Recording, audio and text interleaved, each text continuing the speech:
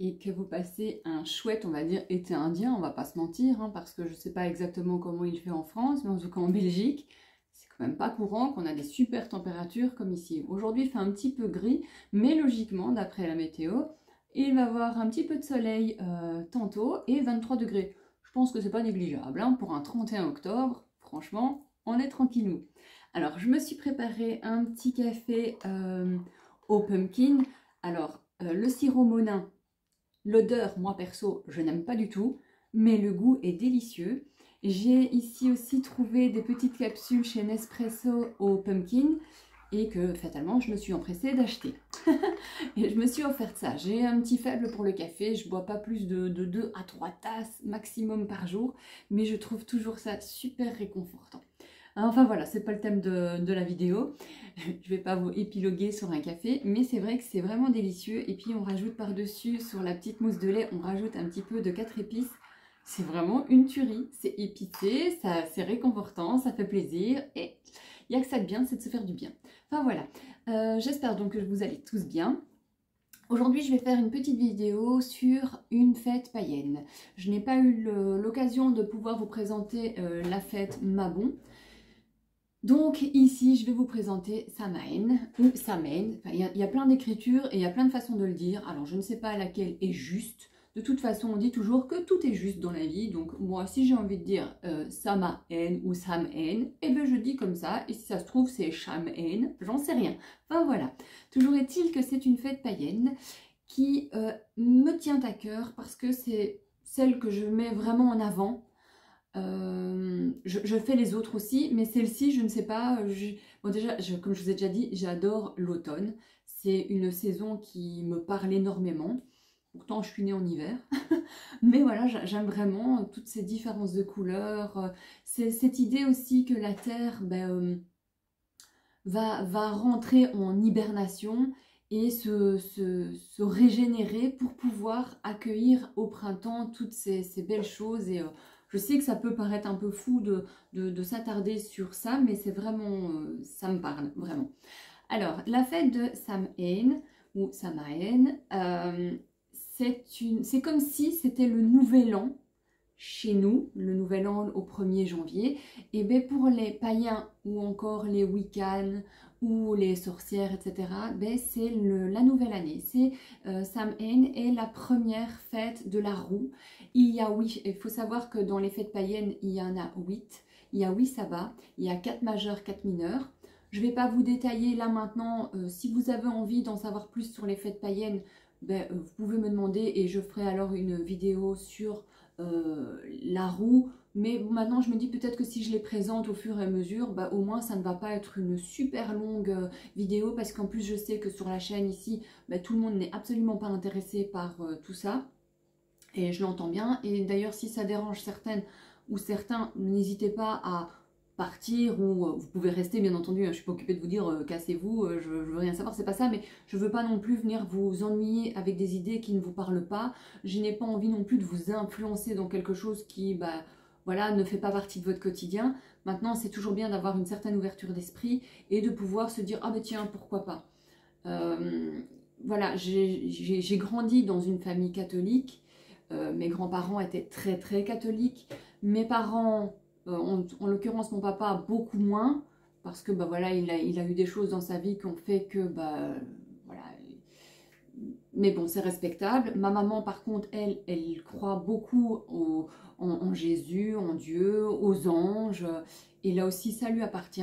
Moi, c'est vrai que j'ai plus une philosophie bouddhiste. Je ne suis pas bouddhiste non plus, mais j'ai plus cette philosophie-là, cette philosophie de vie comme ça, que d'avoir Jésus, Dieu. Maintenant, j'adore aller dans des églises. Je trouve les lieux apaisants.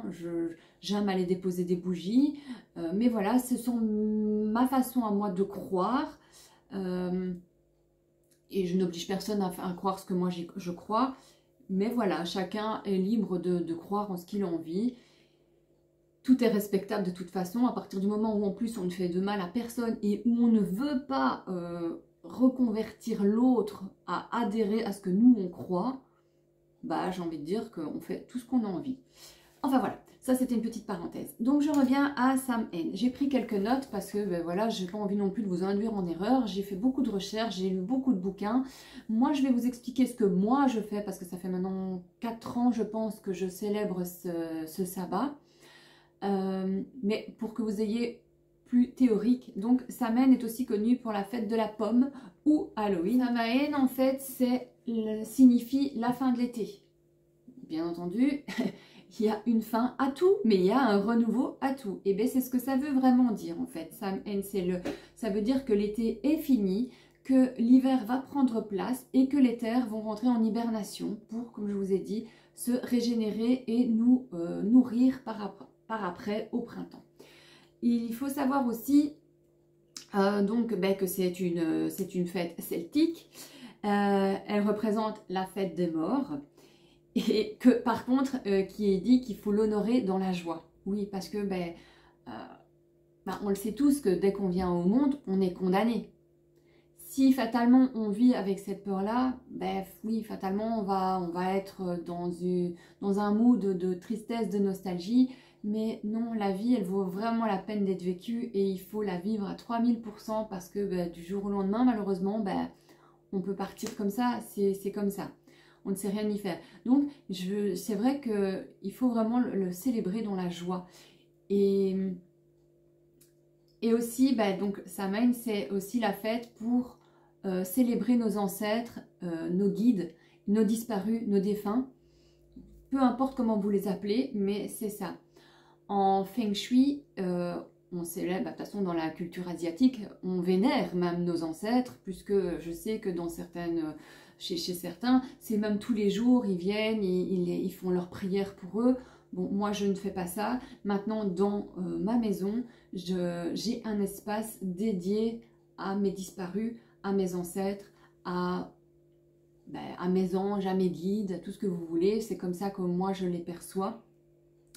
Et donc en Feng Shui, comme je disais, dans le bagua, comme on appelle ça, il y a un espace dédié à nos morts qui se situe en zone famille si vous faites le Feng Shui des 3 portes.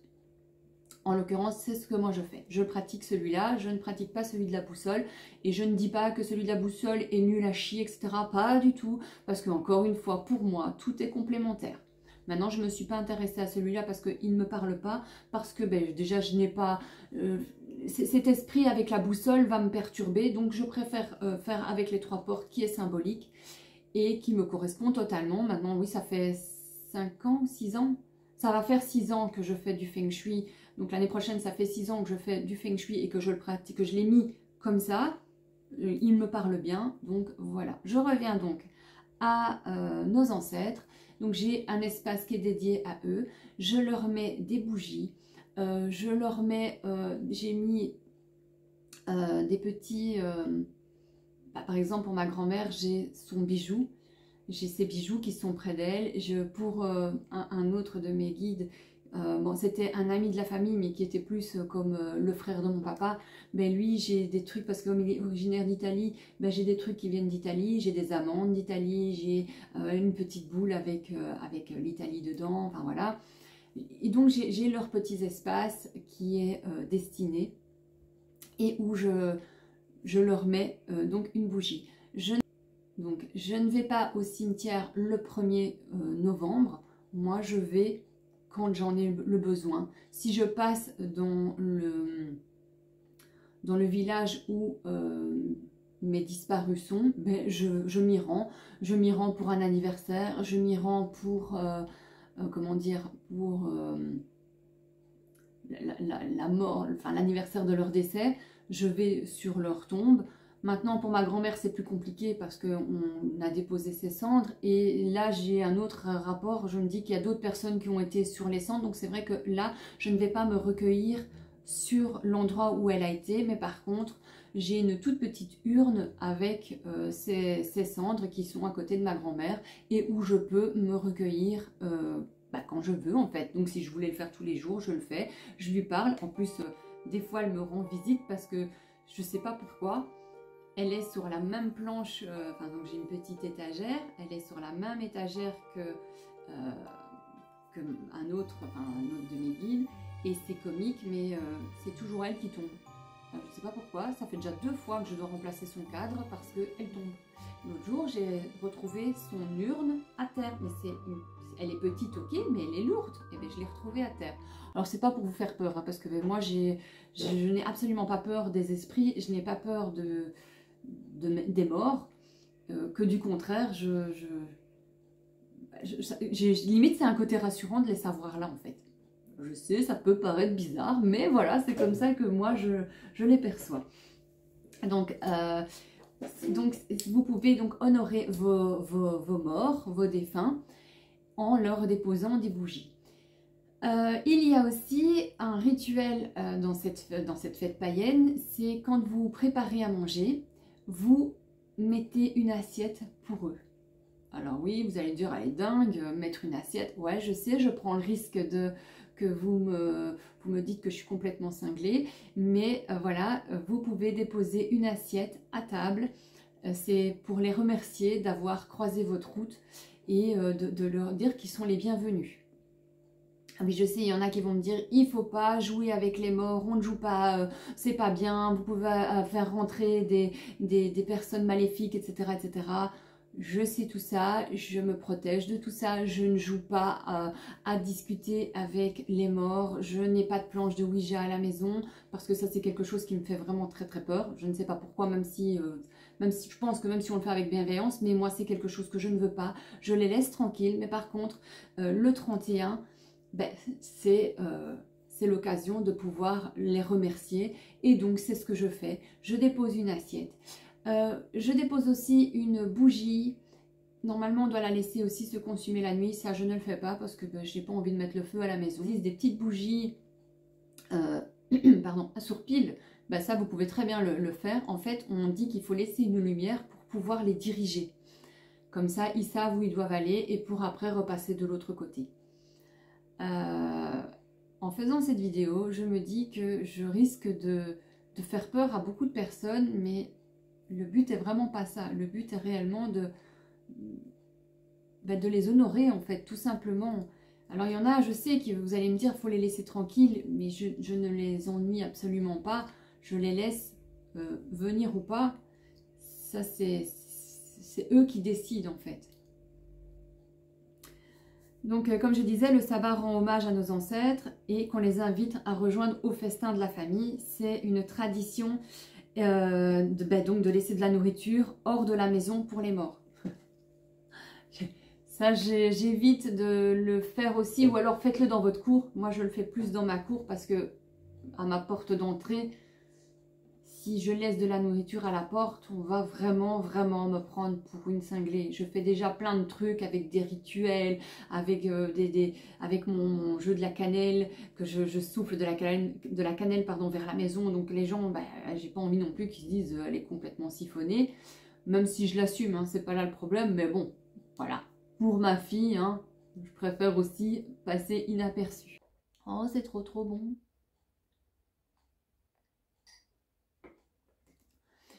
En tout cas, vous pouvez aussi aller vous promener en nature. Ça, ce sont des petits rituels qui ne font pas peur, qui font du bien, que ce soit au corps et à l'esprit. Allez vous ressourcer, vous reconnecter à votre nature, en fait, déjà à vous-même. La forêt ou même une balade, aller juste marcher. Bon, moi, je le fais tous les jours, pour diverses raisons, parce que dû à mes problèmes de dos, pardon, je suis obligée d'aller marcher, parce que comme je ne sais pas faire du sport, enfin oui, il faudrait, si je veux réellement, je dois me faire coacher, mais j'ai pas l'argent pour me faire coacher et faire les exercices à proprement dit aux problèmes de dos que j'ai. Donc j'ai choisi la marche parce que j'ai bien demandé à mes médecins, les médecins m'ont bien dit la marche c'est super parce que ça remuscle le dos. Donc allez marcher en nature, ça va vous faire un bien fou. Vous allez vous reconnecter à la nature, à soi, à son essence, à soi.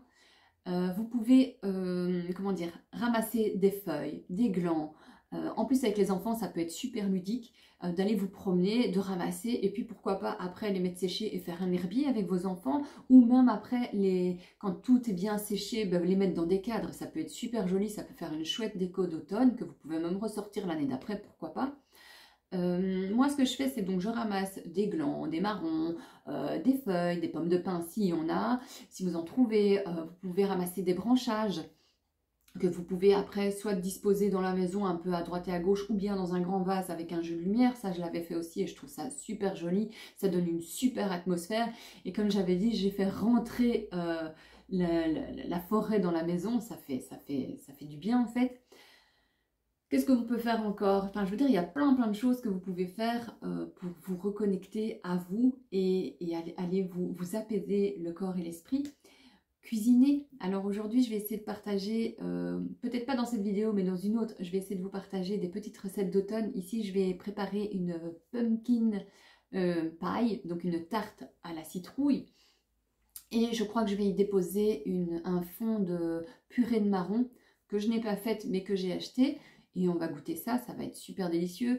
Je vais faire aussi une bonne petite compote de pommes parce que moi, à défaut d'aller les enterrer dans la terre, je vais les cuisiner. Comme ça, ça va ravir le palais de ma poupette.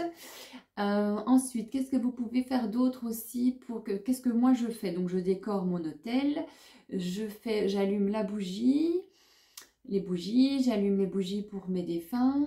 Je ramène un peu de la forêt à la maison. Oui, vous pouvez aussi parce que, comme je vous ai dit, Samhain, c'est l'année, on va dire, des sorcières ou des celtes ou des païens. Et vous pouvez faire un récapitulatif de toute l'année. Comme ça, vous savez, tiens, qu'est-ce que j'ai fait toute cette année-là?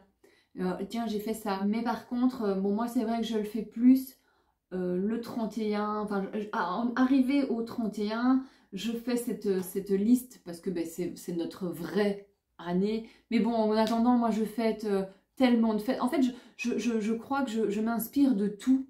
Alors non, je ne me perds pas parce que je sais qu'il y a quelqu'un qui m'a dit « Ouais, mais tu ne te perds pas avec tout ce que tu fais. » Non, je ne me perds absolument pas parce que quand on regarde au plus profond, tout est lié, tout se ressemble, mais avec des connotations différentes. Donc, on va prendre par exemple les sabbats. Donc ici, le 31, c'est la nouvelle année païenne. Mais quand on arrive au 31 décembre, là, c'est la nouvelle année on fête la fête et le premier, c'est le nouvel an. Et par exemple, pour les Chinois, c'est au mois de février. Et bien là aussi, moi, je fais le nouvel an chinois. Alors, vous allez me prendre peut-être pour une gourmande, un petit peu quand même, parce que à chaque fois, on fait des choses qui est propre à la saison et propre à la culture. Donc, je trouve ça super. Et puis, j'aime pouvoir fêter ces fêtes-là qui me parlent. Parce que, je vous ai dit, le nouvel an chinois, là aussi, ça va faire 6 ans que je le fête, parce que même quand on était à l'école de Feng Shui, on fêtait les fêtes, le nouvel an chinois, et c'était super, parce que on redécouvre d'autres choses, et on applique ce qu'on a envie, en fait, d'appliquer. Donc, voilà. Je pense que j'ai fait le tout. Toujours est-il, prenez soin de vous, faites ce qui vous parle à vous. Cette vidéo n'avait pas pour but de faire peur ou d'effrayer certains, malgré que c'est Halloween et que c'est le but de faire ouh, parce que ça aussi en fait, Halloween c'est quoi? C'est chasser les mauvais esprits. Prenez ce qui est de bon partout, qui vous fait du bien et faites-le avec amour, bienveillance et je vous assure que ça ne peut que être magique dans votre vie. Sur ce, je vous fais plein de bisous, je vous souhaite une bonne fête d'Halloween, une bonne Toussaint, une bonne fête de Samhain ou Samhain et je vous dis à très bientôt et plein de bisous. Merci d'avoir regardé cette vidéo, n'hésitez pas à vous abonner, à liker, à commenter. Bisous, à bientôt.